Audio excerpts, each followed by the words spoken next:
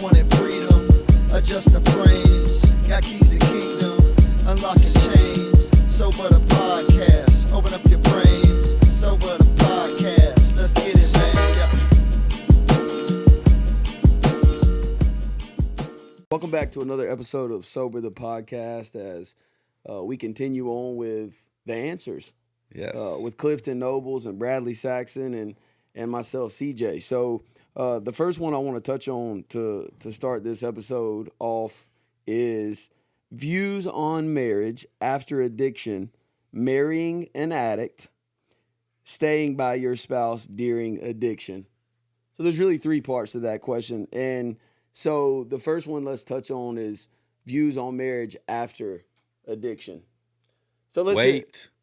Yeah. Yeah. And again, I say, Wait on the Lord. Wait on the Lord. Well, marriage is not easy, man. No, and don't get married so you can have sex. Yeah, that's all. Why? Because marriage wasn't given to deal with sin. Mm-hmm. Yeah, so true. You know what I'm saying? Like, your marriage isn't going to fix your lust problem, Yeah, your what's the- codependency problem. It's going to heighten it. Yeah, what's the bigger sin? Having sex before married or marrying someone just to have sex? Well, I can tell you this. It ain't going to be as sinful as it once was, so it ain't going to really give your flesh what it needs. It ain't going to be as perverted as you need it to be, so therefore you're probably going to look at porn. Yeah. You're probably going to on. talk to other women. Yeah. Why? Because the flesh loves mystery. The flesh loves secrecy. Secrets, yeah. The flesh loves Yeah. a good chase. But, bro, when you get Sin. married, per se, to have sex, you'll find it ain't as attractive to your flesh as it once was. Yeah. Yeah. And so now you're going to have to find other ways to Yeah, and then satisfy and- that thing. And then you got all the other problems that are not happening when you aren't having sex. Mm-hmm. That come with having to become one with another person who's Yeah. also probably not really in a good position to become one just yet if they're getting married to have sex as well. Bro, we just came straight out Yeah. the chute. Just- Blah, blah, blah, blah. I mean, Oh, Lord. this is. I have a feeling that this episode is going to be the one. Yeah. But So- I mean, it's got to be talked about, right? Yeah, yeah. Like growing up, you hear it, "Color Me Bad." Let's talk about sex. Like, bro, like these people are talking about it. Like, why can't we talk about Yeah. it? It's not the world's gift. I think that was Salt and Pepper. That wasn't salt and pepper. Maybe it was. Maybe. Yeah. I keep forgetting you 50 and I'm 40. Yeah, You're a watch little it bit now. older than me. Hey. Oh, yeah.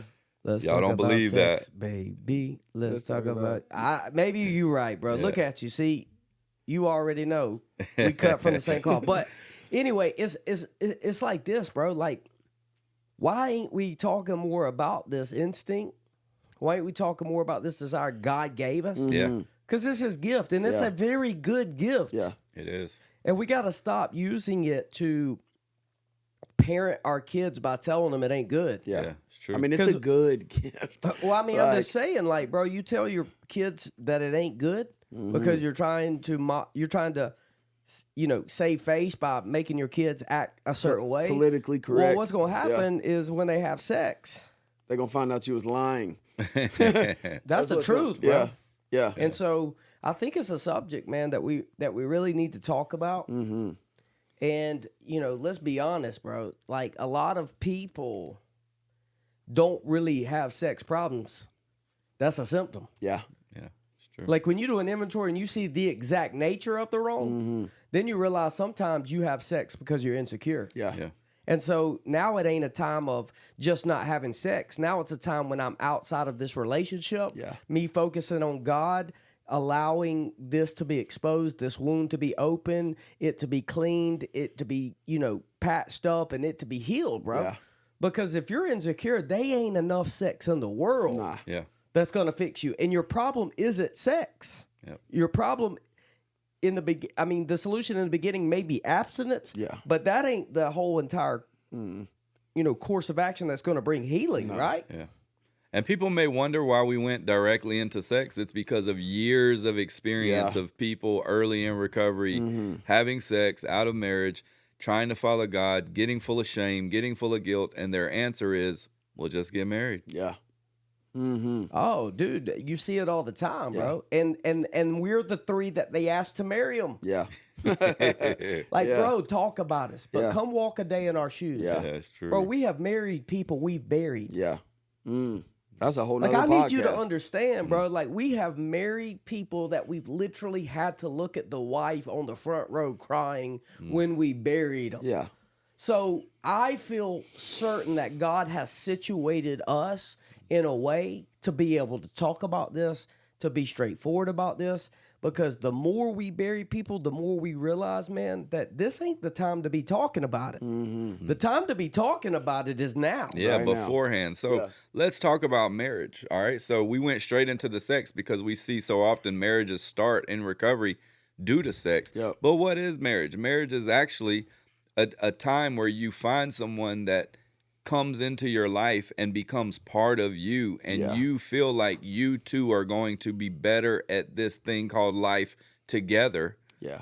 And the sex is something that is part of it, hopefully later on down the road after the marriage. Yeah. So many times that's not the case now, and that's the culture that we live in, and I understand that.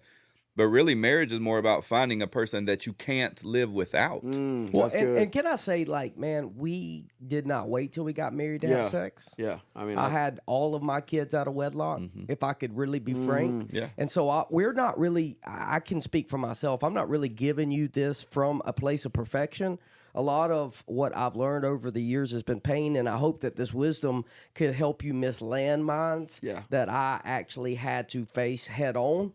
You know what I'm saying? And so it's not like we're better than you or we're at this place trying. No, we're seeing things that you don't see, Yeah. and it's really out of love to protect you from going down the same path that we have. You know, For sure.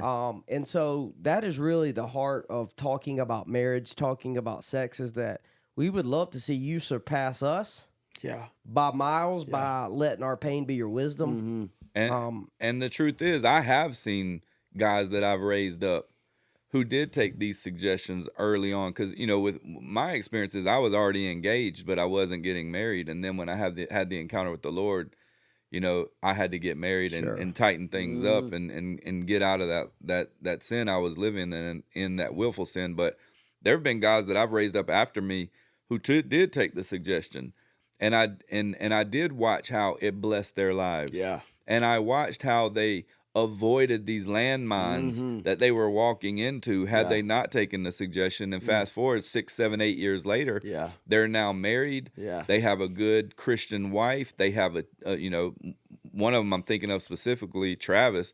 He's down in Charleston. He's got a little boy. They're plugged into their church. He's gone on and went to college. Shut up, And- Travis. You know what I'm saying? It's Travis like, B. yeah, Yeah. And so he, Shout out, like this cuz. dude, man. I mean, he is took doing it. suggestions, He bro. took the suggestions, and it works. And so Yeah. it's like if you don't have to have had a heart attack to be able to do heart surgery. That's true. You can learn at what caused the heart Yeah. issues, and you can help someone without having to go through it yourself. Yeah. So just because we haven't walked through that specifically, it doesn't mean we haven't given the suggestions and watched other people do it and it worked. Well, and let's be honest, sex has never held a relationship together. No. I don't care how good it is, bro. It started a bunch and it's ended a bunch. Well, I'm just for saying, sure. bro, Yeah. like, okay, y'all have good sex, but like you can't even sit in the same room and have conversation because you're not compatible. Yeah. Well, the relationship isn't going to last very long, right? Because you can only have so much sex, Yeah. right? And so here's what I would say about sex being the first thing, and the reason why that's building on dishonesty is because in the beginning, before God made male and female, he made a species. That's right. Right? He made a kind, and this kind was all one. Like the male attributes, the female attributes were all in this one thing, right? And so then God makes Adam, the man, fall asleep, pulls the womb out of the woman. Yeah. Right. And now you have male and female. Yep. Well, why sex is so powerful is because when you come back together, you're in your original design Yeah. of two becoming back Yeah. one. Right. And so what happens when you have sex with these people that you don't even know if you're compatible with, you don't even have any objective of marrying them, you mingle your souls. Yeah. It's true. And you start to become emotionally attached to people that you unfortunately can't be with because y'all don't get along, or you stay with them even though they beating you up. Yeah. Can we talk like this Yeah, on this no, podcast? yeah. And so you're being drugged through seasons to Yeah. where you don't want nobody else to be with them, but you don't want to leave. Yeah.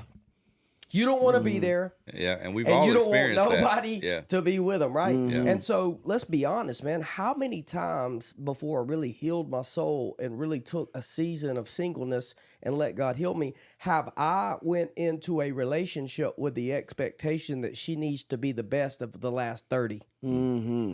Come on, somebody. Yeah, that's good. Because I'm looking for the right woman. Yeah. And so I'm taking the best out of each one of them, Yeah. placing that expectation on the next person to have all those attributes. trying to create a Frankenstein. Yeah.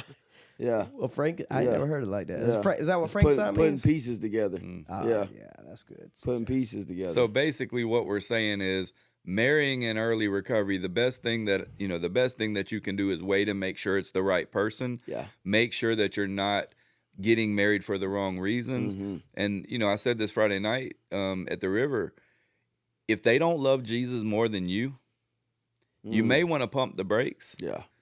And if they don't, if they're not chasing after him harder than you, you may want to pump the brakes. Like you need to be on the same plane Yeah. of where you're going if you want this thing to work. Yeah, well, I mean, I think we see marriage in the Bible anyway concerning God and his bride, Mm-hmm. right? Like marriage is Yeah. the husband, Jesus, Yeah. and me, the bride, coming together as one. That's really marriage. Yep. And I feel like if that isn't right, Yeah. right, then I'm probably not going to be able to serve my wife as Christ did the church, Yeah. right? Yeah. Right? Like Yeah. here's the truth about the New Testament concerning marriage. It talks very little about it. Mm-hmm. It really does. It talks really little. And here's one of the main concepts about marriage. Wife, be submissive to the husband. Husband, love the wife as Christ loved the church. Right? And if the wife is a suitable helper and you have a vision and you carry a cross every day because you're willing to die for your wife because Christ died for, like, dude, it works. Yes. Yeah. And another thing that doesn't really get mentioned is before it says that you just quoted, it says submit one to another. Yeah. So it's like the husband does have a duty of being willing to submit to her suggestions, Yeah. her ideas, where she's more gifted than he is, where she can help him. And then the wife has to submit to the leadership and the covering of the husband. And then the husband has to love and lead being Christ-like. Yeah. Yeah. And so it's like, this is what this is what we have to keep in the forefront of our minds. And I also would say this, and we can move on to the next part of that question if you want, but if you're planning to get married in early recovery, make sure you get some good, solid marriage counseling first to find out, is this really what you want? Or are you really wanting to get married, and are you in love with this person? Or are you more in love with the idea of marriage? Yeah. Yeah. Like, what you these are think things marriage that I would brings you. iron out before I say I do. Yeah. Before the preacher, based on the authority given to him by the state of South Carolina, Yeah.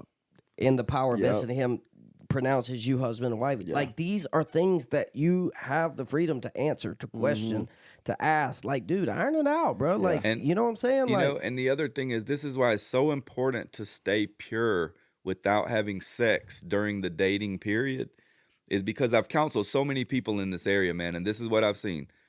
People are trying to hear, am I supposed to marry this person? And they're dating and they're getting to know them. And when you have sex, you open up a door to bring in the voice of the enemy. Yeah. And it brings in confusion. And when you're trying to hear, but you've got that willful sin going on, it clouds your judgment. well, and here's what happens. It's like you meet them the first day, and then you put them in a confidant position when you don't even know them. It's so true. Bro, like, there's levels to this thing. Yep. Like, in the beginning, you were dating, but you're acquaintances. Yeah. You don't know each other. Yeah. And so when you put a person that you don't know in a confidant position, like telling them secrets of your heart that they don't have any business doing because you don't even know if they got the character to sustain it. Yeah. Right? You are the reason why eventually you hate them. Yeah. Yeah. And if you're learning them and getting to know them and finding out, are they trustworthy enough to be a confidant? And then later, can I marry this person? And you are not having sex with them. When you find out that this person is not compatible, it's much easier to move on because there's not shame and guilt for what you've done with them in secret. Yeah. Bro, That's right. and you date, and you might as well ask them questions like, are you a liar? Yeah. True. Can we? I mean, Yeah. are you a liar? You know what I'm saying? Yeah. Like, do you make reckless decisions? Yep. Right. I mean, because at the end of the day, you're talking about a life. Do you have a Lifetime. criminal record? Well, I mean, let's be honest. Are you felonious? How many felonies do you have? Well, I'm just saying, like, do you have any kids? Like, Yeah. come on, man. Like, these are questions. I Yeah. mean, we make so many emotional decisions. We do. At things that are life changing. Yeah. And that's why we really recommend guys in the beginning not to get in relationships, not because we think the relationship's going to get them drunk. We just know that their emotional immaturity could get them drunk because they don't know how to handle their own response more.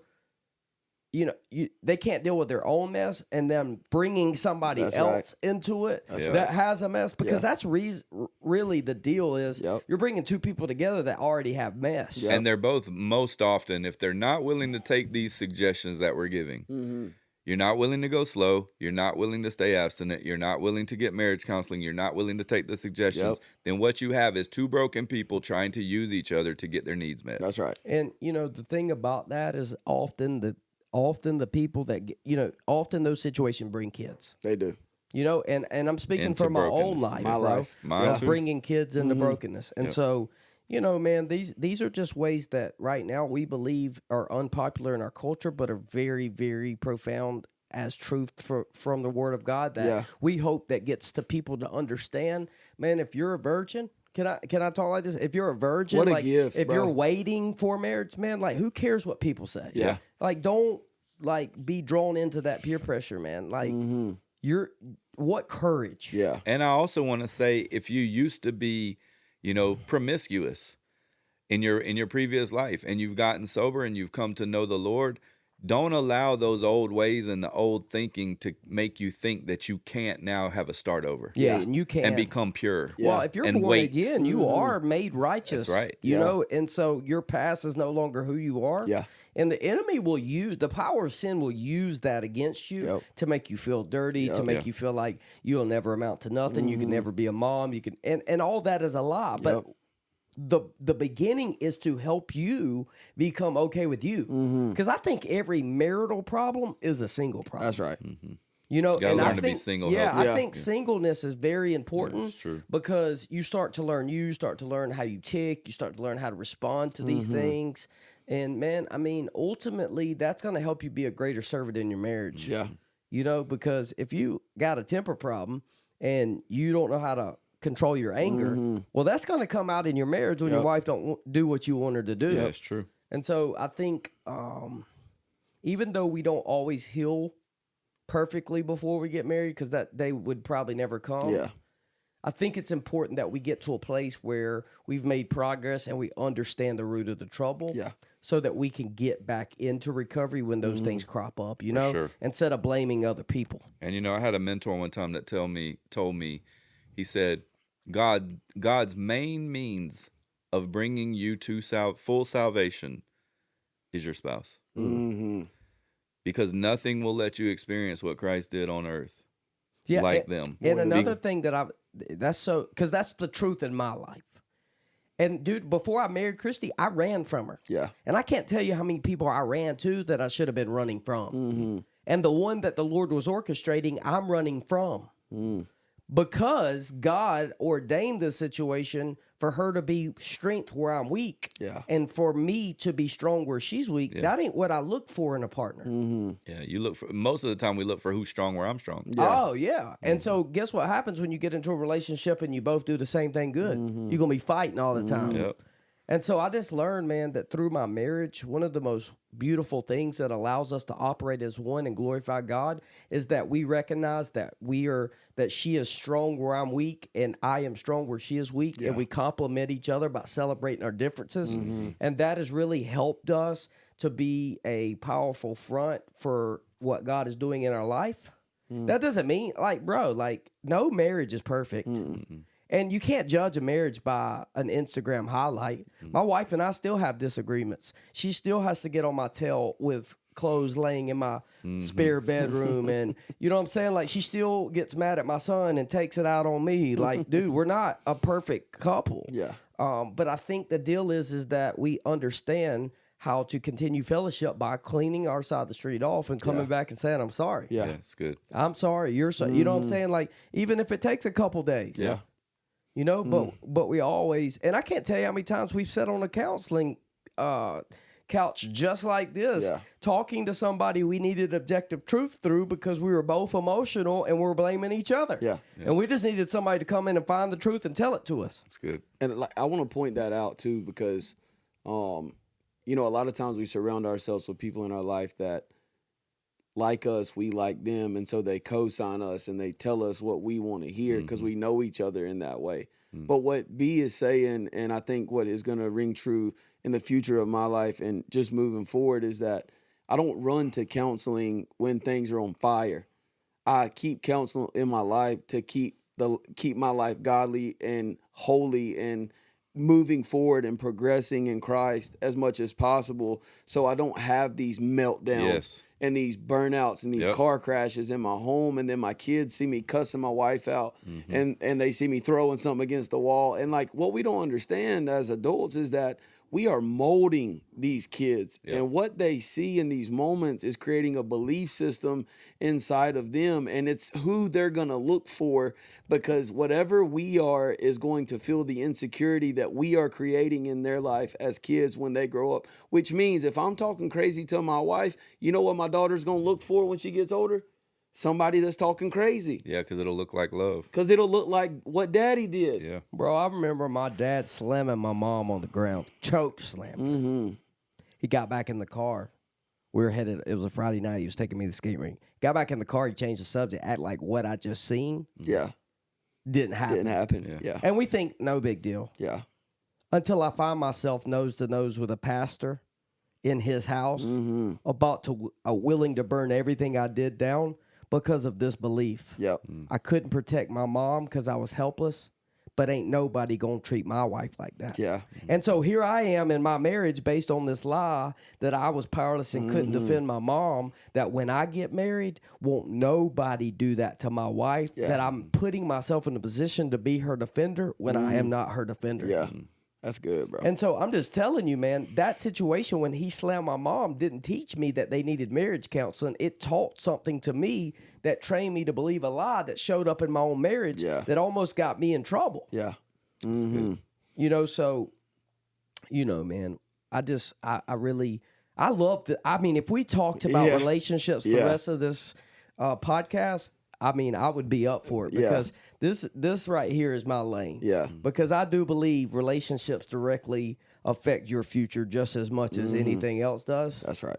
And that one more than any other one. Absolutely. And here's the truth. I think who you spend the rest of your life with is the most consequential decision you'll ever make in your life. Ever. There ain't no think to it. It is. I didn't say it was the most important decision. Yeah. I said it's the most consequential. Why? Yes. Because it affects everything else you do. Yes. Yeah.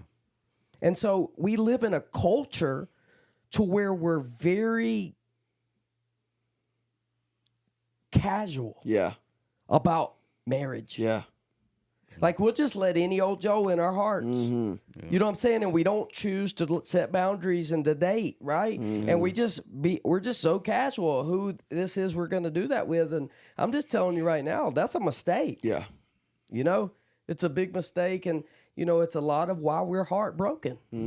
You know, because we've allowed people into categories in our life they didn't have no business being in. That's right.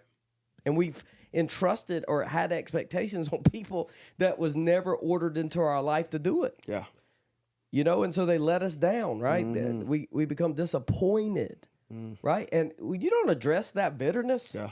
bro. Go eat your lunch. Well, let it grow a deep root Yeah. into your heart, bro, Yeah. and you will find yourself in a cycle of pain, man. Yeah.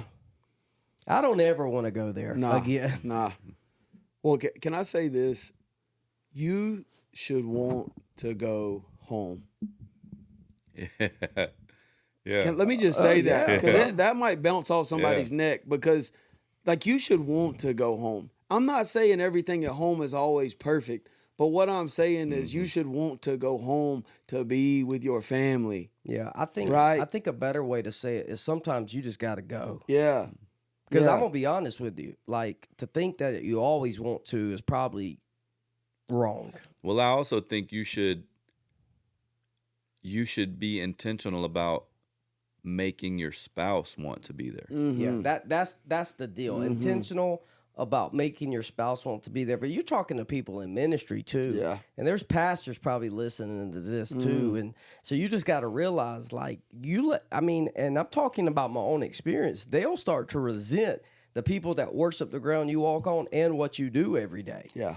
Because you ain't never home. And I'm speaking from my own experience and learning how to, grow in that. But they are our confidants, which mean they love us not because we preach good or help other people real well. They love us before any of that stuff. Because of who we are. Yeah, they love us for who we are because they know we spit in the sink and leave dishes in the sink. Yep. And they're not impressed by our ability to minister. They're not impressed one bit. Like not at all. But you got to think, bro, like these are the people that love us no matter what. And here we are loving people we don't even know. Well, it's easier. Yeah, it's a lot easier to love the people you don't know than to 'cause love I the can ones walk that away love you Because the you most. ain't got to go home to them. Yeah. Yeah, that's for sure. I So, can walk away easy when things get hard with someone that I'm trying to help that I don't. but it's one of love these that way. things to where we've got to understand that I don't feel like we need to go into marriage with a plan B. No.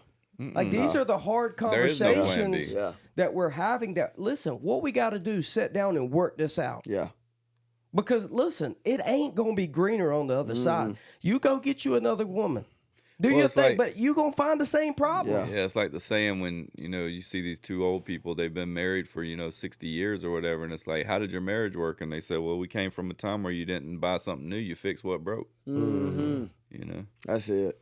Well, I mean, but here's the deal, bro. Like this delusion that she the problem. Yeah. Back to the recovery. Yep. Yeah, but I Step mean, like, It's always in us. Yeah. That's the only Yeah. part we can truly address and fix. well, I can tell you that I found that a lot of times my problem's wife is what's wrong with me. And boy, the delusion and deception for months that I live in is that she wrong, I'm right. Yeah. And I can tell you, when I submitted to the Lord and got into recovery, things started shaping out with her. And I found that most of the time, and I'm not just saying this because it's a cliche, she's right and I'm wrong. Yeah. In most cases it. concerning situations that I want to be dominant and be right, like what she's saying has a lot of truth that I need to hear. And boy, you talking about getting, ain't no mentor ever got me like my wife got me. And I've got mad at many mentors for telling me the truth, boy, but I'm going to tell you, boy, my wife, boy, she is straight to my soul, son. But dude, I love her more and more. That's how I love her more and more, is because she's unwilling to follow me if I'm making reckless decisions, because her first allegiance is to Jesus. Yeah. That's good. So I'm thankful. Shout out to KT. T-I-T-T-Y. Titty. What you got next down there? All right. So Why is it so hot in here? Are you hot? here's Wow, that's me, though. here's a good part of this question I think is imperative. Staying by your spouse during addiction. Well, let's define staying by. Yeah, let's define that. Let's Yeah. say, number one, if you're not married, you do have the option to are you in. Yes. And Absolutely. I'm just telling you might you, need to. I'm just telling you, like, in some situations, like, if they hitting you, Run. beating you, Call you the need to police. call two men in a truck. Yeah. So I have personal experience with this. Staying by your spouse when they relapse does not mean that you enable them to continue getting high in the house that you call home. Mm-hmm. That is not what staying beside someone means. Like acting as if she's not doing it. Yeah, Yeah. no. You may be the one who actually, you may be the only one who has the ability to get them to the position where they want help. Yeah. And we talked about it in the previous episode of recovery is not for people who need it, it's for people that want it. And as a loved one, you can't always make a person want it, but what you can do is take away the things that make their life easy. And when you take away those things that make their life comfortable, then what often comes is they have a want to change their life. Yeah. And so, what I had to do is I had to tell my wife, you have to go somewhere. You're not going to stay here if you're going to get high. Yeah. And you have to choose today. You're either going to go to rehab or you're going to go wherever you're going to go, but you're leaving today. Yeah. And thank God she chose to go to rehab. But it was because I removed the comfort of being able to stay here in this house. If I would have let her stay here in this house, why would she have needed to change? Yeah. So staying beside someone is not allowing them to continue with the behavior.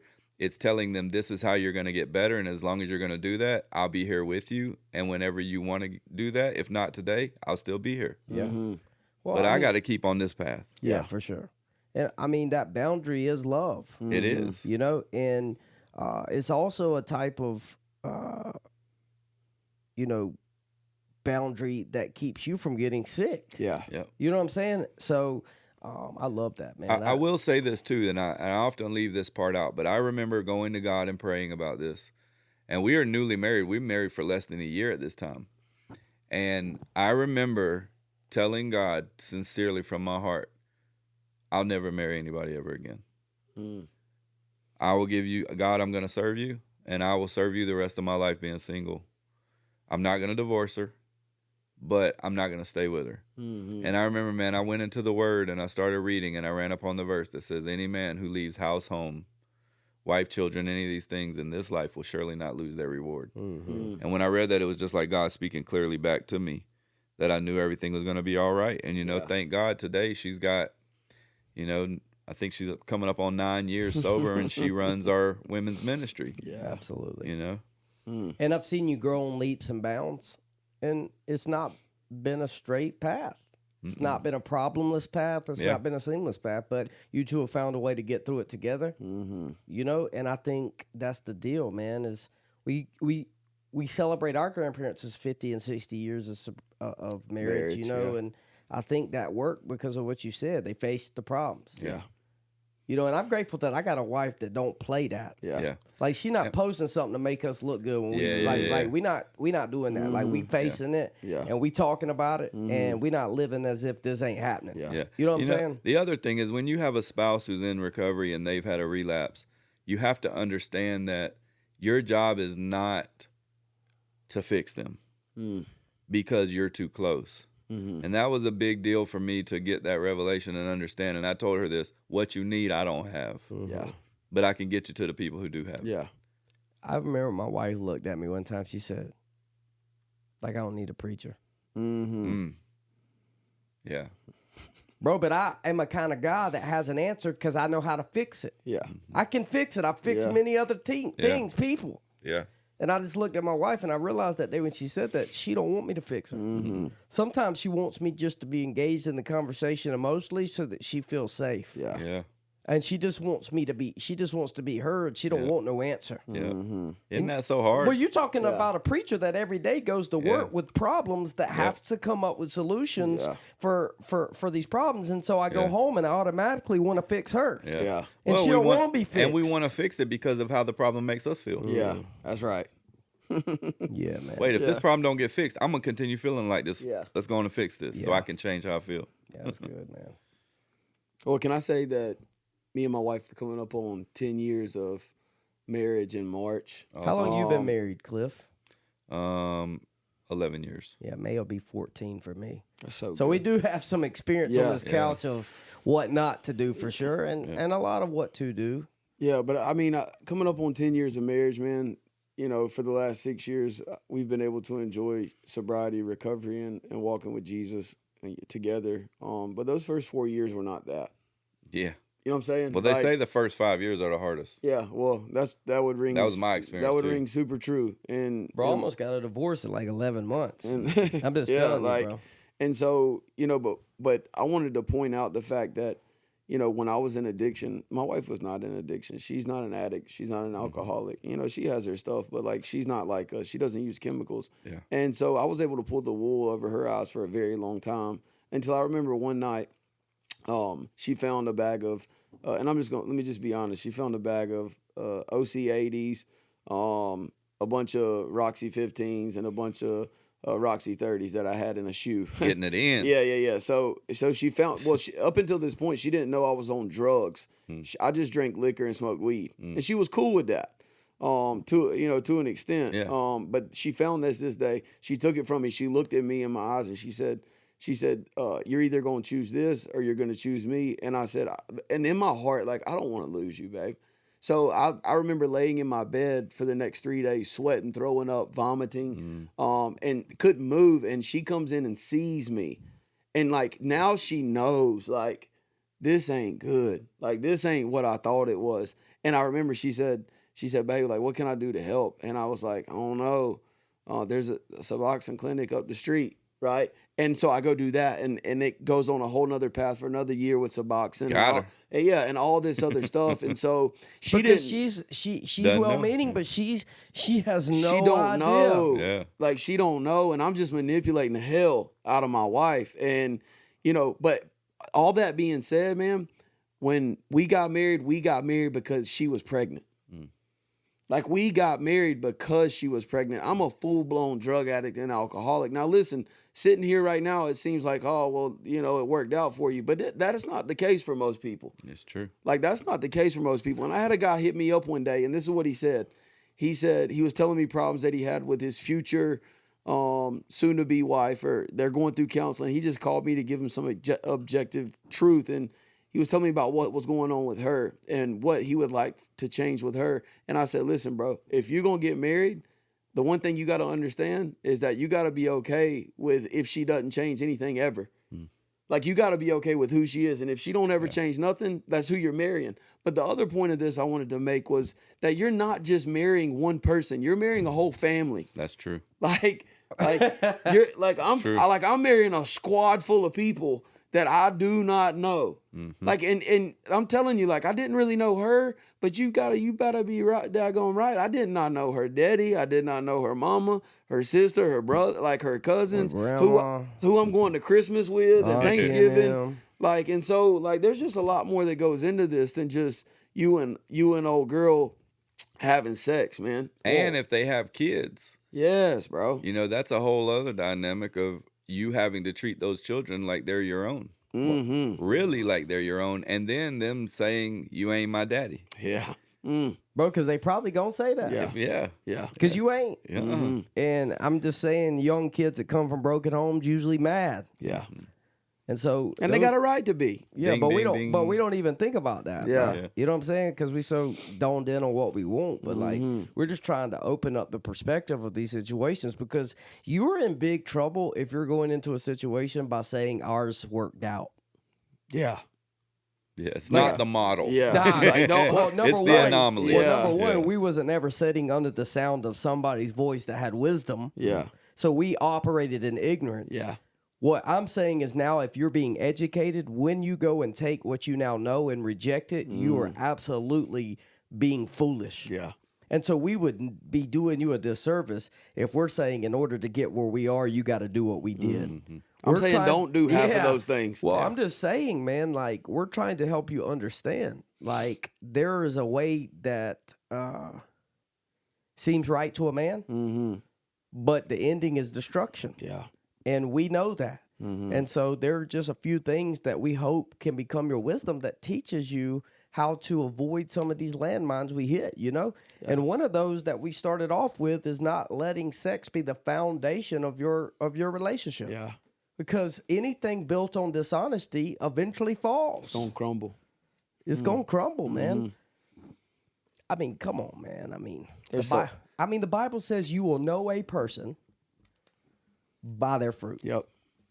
In other words, how do I know if this person is somebody that I could spend the rest of my life with? Well, you got to give them some time to show you who they are. Who they really are. Because let's be honest, bro. You remember one of your first dates? Bro, you didn't show up. Your representative showed up. for sure. You had all the rights. I mean, we know how to flex. Yeah. And that's what's wrong with this date today.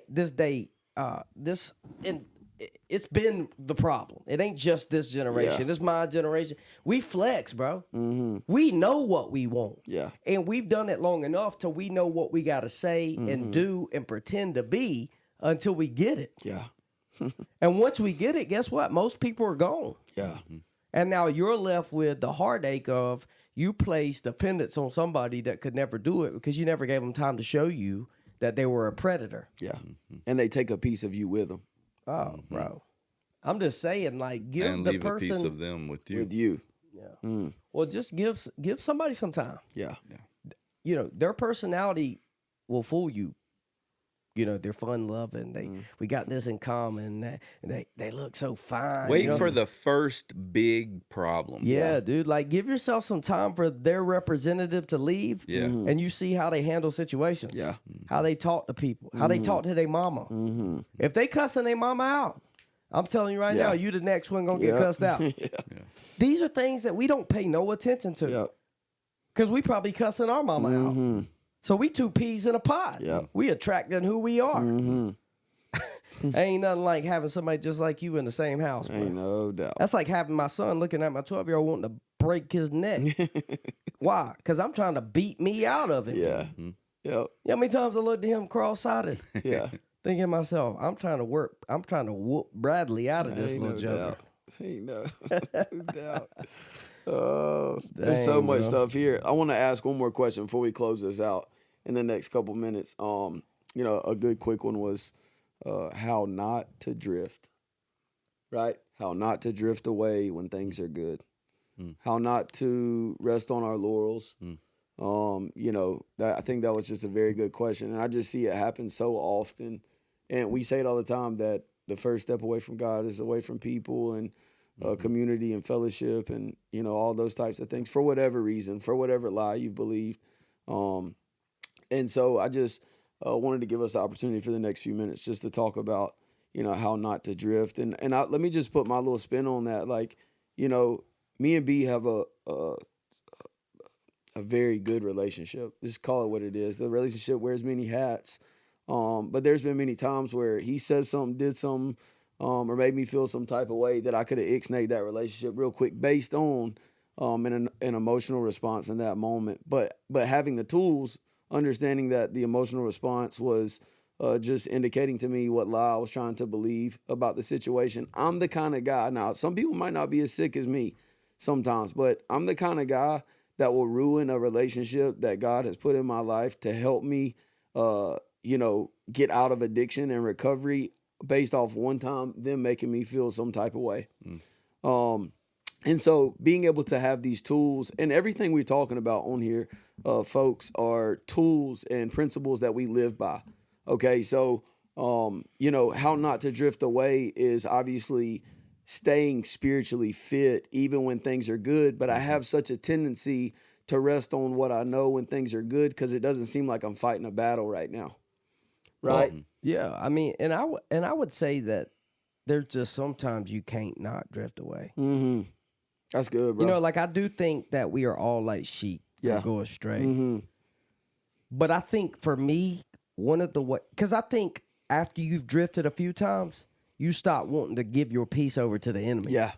And as you get older, you start to see what's important.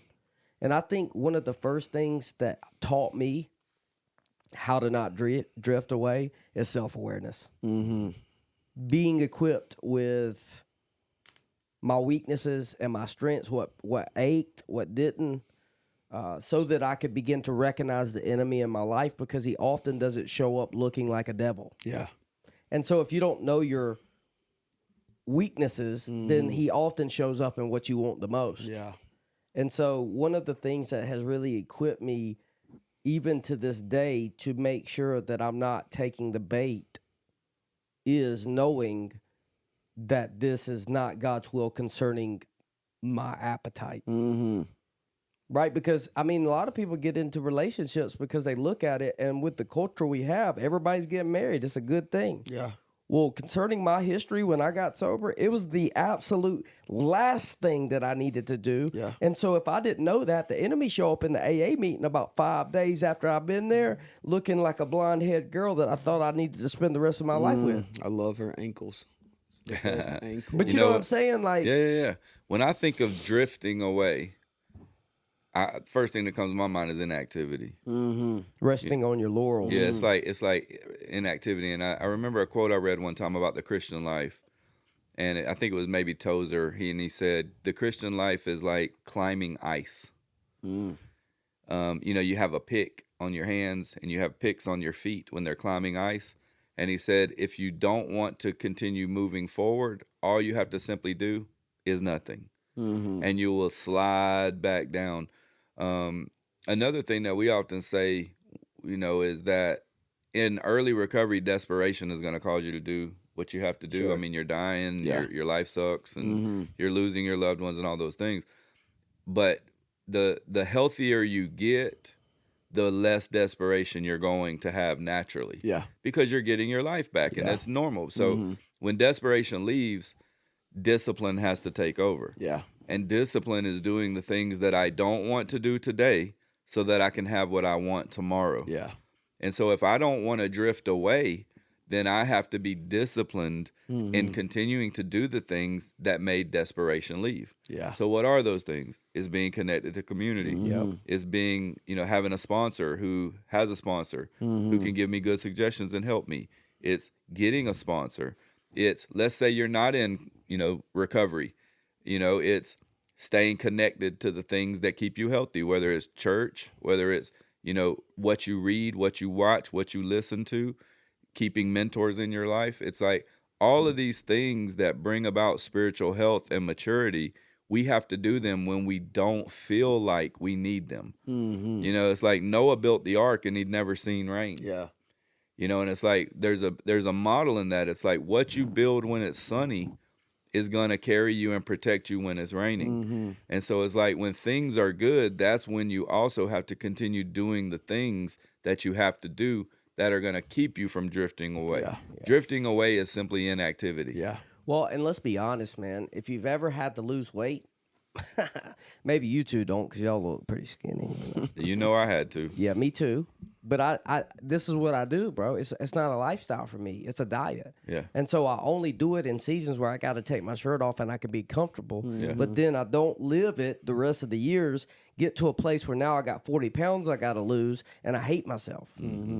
And so, like, I think that in this journey, we have to realize, man, that spiritual fitness is a discipline to where it's a lifestyle that you're adopting that you don't just use in certain seasons to get somewhere you want and then stop. Because here's the truth. Maintenancing is a lot easier than obtaining it. It is, I'm man. just telling you right now, getting sober is a lot harder than staying sober. Yeah. Yeah. And so one of the things that I've just learned in certain areas of my life is that the maintenance program, steps 10, 11, and 12, will keep me from having to go back to obtain something that is a lot harder to get than it would be to sacrifice this little thing that I want in order to keep what I've got. Yeah, for sure. Absolutely. You know what I'm saying? And like, look, dude, counsel comes in to where what you say is not contrary to what you're doing. It's not punishment, bro. Like, this is something that we all should have in our life. Look, bro, if I'm trying to get abs and you see me eating ice cream, how can you not love me to hold me accountable to my goal? Because I'm just going to be mad in 3 weeks when I didn't reach my goal, but blaming everybody else because they didn't help me. Yeah. Yeah. And so, on the thing of discipline and accountability, accountability is hold someone to an account of their own ability. So what accountability actually does is it guarantees success. It's not a punishment. We often think, I'm going to hold you accountable. It's like, that means when you mess up. No, I know your ability. I'm going to hold you to that account because I know you can do it. But what discipline actually does, man, is it's like when it becomes a lifestyle, it actually has the ability to change your desires. So I learned this when I started losing weight before. And, I started to eat healthy. And I didn't like vegetables. But I found a few that I could get down. And I started to eat healthy. And literally, man, it probably took about 6 months of just grinding it out. But what ended up happening is my taste changed. And I started to desire, instead of, mashed potatoes and gravy, I wanted collard greens. And instead of, like brownie, fudge brownie, I'd eat fruit Yeah. for the sweetness. Yeah. And it's like when you're disciplined for a season, what actually happens is it has the ability to change your desires. So the maintenance part of the program, it's like, when you first tell somebody early on, you got to maintain this spiritual health, they often think, man, I got to do this for the rest of my life. But if you tell someone, ask them, say, did you complain last night that you had to brush your teeth this morning? It's like, no, because I enjoy having a clean mouth. Did you complain that you had to wash your clothes and take a bath. No, because it makes my life better to do these maintenance things. And so did that first 6 months suck? Yeah, it did. But after I completed that 6 months, that discipline season actually had an effect that changed my desires. Yeah. So now the maintenance is good. It's not hard because I like the lifestyle that it brings. Yeah. I like being spiritually healthy. Yeah. So my devotional time is no longer work. Yeah. It's looked forward to because of the outcome of it that keeps me healthy, that has healthy relationships and all these other things. Yeah. So discipline sucks in the beginning, but eventually you get to the place where the discipline becomes lifestyle. Yeah. Yeah, and that's with any other habit. You know, once you've done it for a while, it becomes a working part of your mind, Yep. and you do it subconsciously. Yep. Which is the deal with adopting these principles, is to get to a place where I'm not having to intentionally do it anymore. I do Yep. it because it's who I am. Yeah. You know, but that's why the first 6 months sucks, because you're trying to retrain patterns of thinking Yeah. to get to a place to create new habits. And let's just be honest, you know, sometimes that's like walking through 8 foot of snow without anything beat down yet. Yeah, it's true.